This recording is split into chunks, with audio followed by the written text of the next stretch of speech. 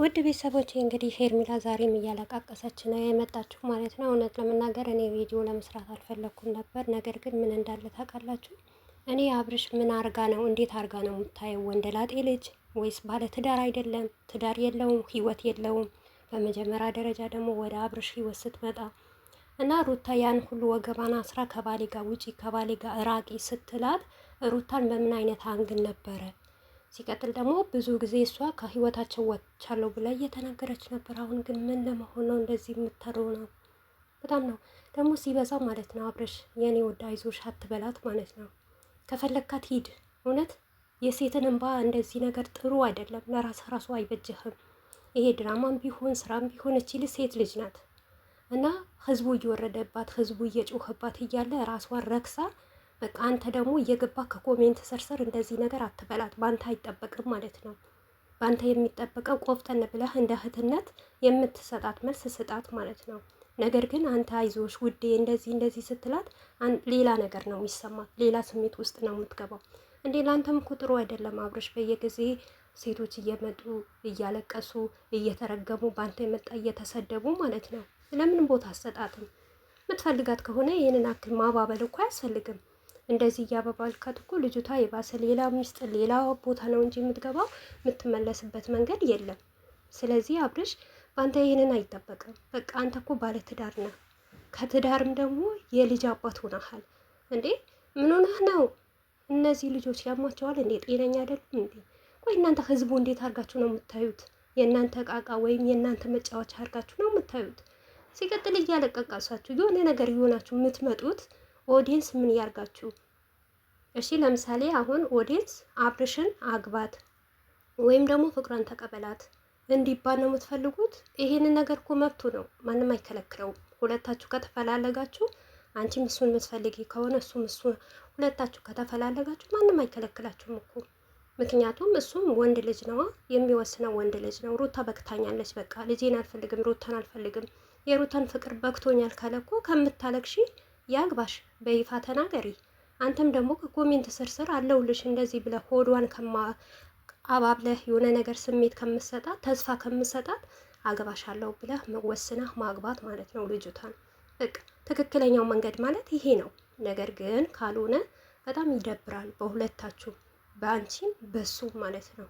በቃ አብርሽ ማለት እንደምታውቂው እኔ እኮ በጣም የሚገርመኝ ነገር ማለት ነው፣ በመጀመሪያ ደረጃ አብርሽ ጋር ስትመጣ እኔ ጓደኛ የለኝም፣ ምንም አይነት ቤተሰብ የለኝም፣ ከጎኔ የሚሆን የለም፣ ችግሬን የማካፍለው የማጫውተው ገብቼ ከሱ ጋር የምወጣ ሰው የለኝም፣ ከአብርሽ ጋር ሌላ ነገር የለኝም፣ ጀስት ጓደኛዬ ነው ብላ አይደለ የምትለው የነበረው የምትናገረው የነበረ።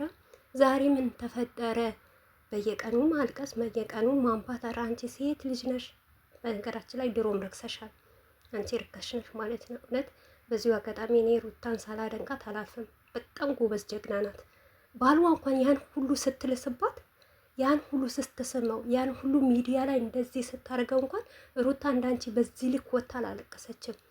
ሩታ የሚከፋት የነበረው ሰው እየጎተተ እያመጣ በቻናል የሆነ ነገር ሲላት ልትቀመጥ ከልክለዋት የሆነበት እየወሰዷት እሷን ሲነካኳት ነው እንጂ ስሜታው የምትሆነ የነበረው እንዳንቺ በራሷ ጊዜ ፈልጋ ካሜራ ደቅና ማልቀስ አንድ ቀን ስታለቅስ አይቻት አላቅም።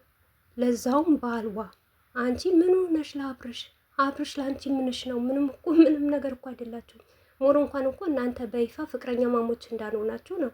አብርሽ እንኳን ፍቅረኛ አላት ሲባል ፍቅረኛ እንደሌላት ነበር የሚከራከረው፣ ጓደኛ እንደሌላት ነበር የምትከራከሩት።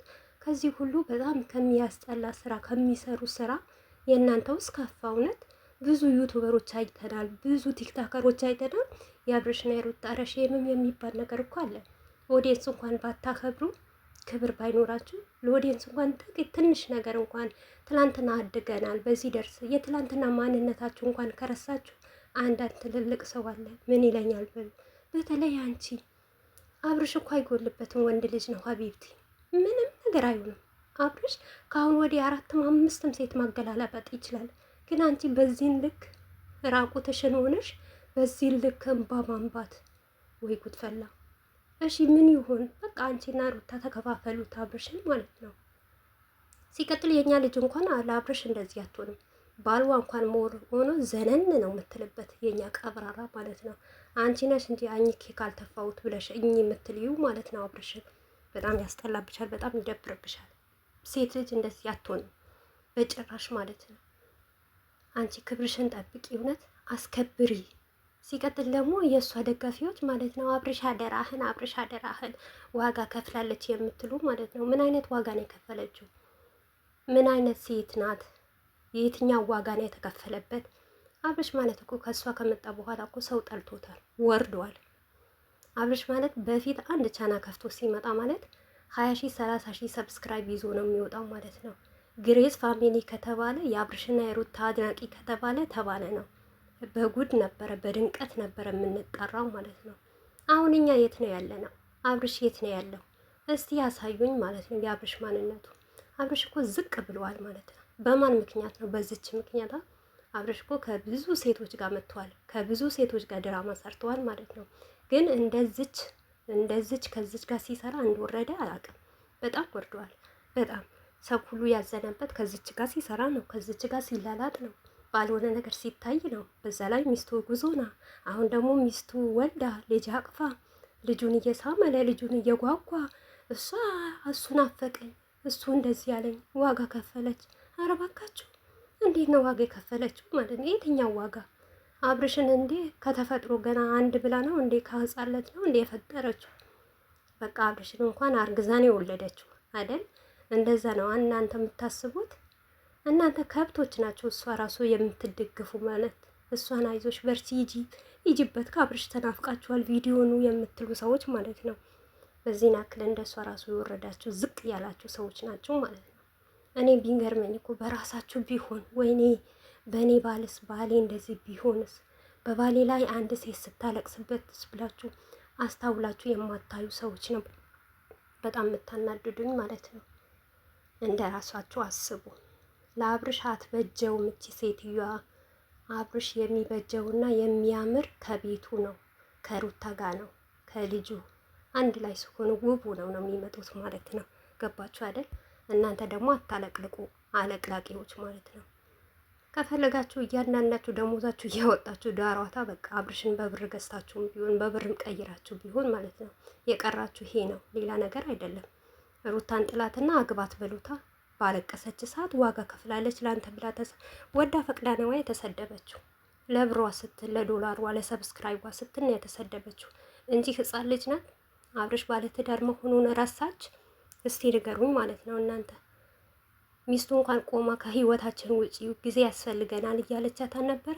ከአንድ ሁለቴ ተገናኝተው ከህይወቴ ውጪ እሱን ታዩ እየተባለች አልነበረ? ወይስ እንዴት አድርጋችሁ ነው የምታዩት? አዎ እናንተ ቤትማ ሩታን ጅላጅላ አድርጋችሁ እኮ ነው የምትበያት ማለት ነው። ሄርሜላ ናት እንጂ ሴት፣ ሩታ እኮ ሴት አይደለችም። እና ሩታ የሴት ክብር የሚገባት ልጅ አይደለችም። ለሄርሜላ ግን የሴት ክብር ሊገባት ይችላል። ሩታ ግን ታልቅስ፣ ሄርሜላ ግን አታለቅስም ማለት ነው። ደምን ባለምን አታለቅስም ሄርሜላ ማለት ነው። ሩታ ሁሌም ፈገግ ብላ ሄርሜላ እየሞተች ሁሌ